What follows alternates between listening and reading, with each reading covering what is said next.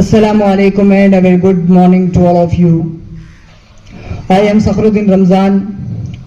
Today we all are here acknowledge our privilege of being born in India.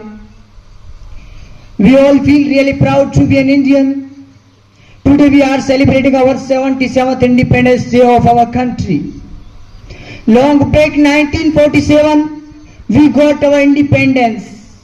We know that now we are living in this independent India only because of the struggle of our freedom fighters. It is important that we should remember each one of them today. We are celebrating Independence Day as our national festival. Independence Day is observed throughout India with flag hosting ceremonies and lot of cultural events. There is a big celebration each year in New Delhi at Rajpath where the national anthem is sung after the Prime Minister hoists the flag.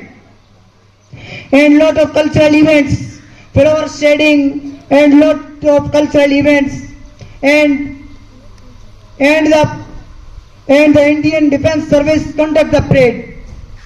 Dear brothers, on this day 15th August is not only about freedom. It reminds us about the pain of being insulted, the strength of unity.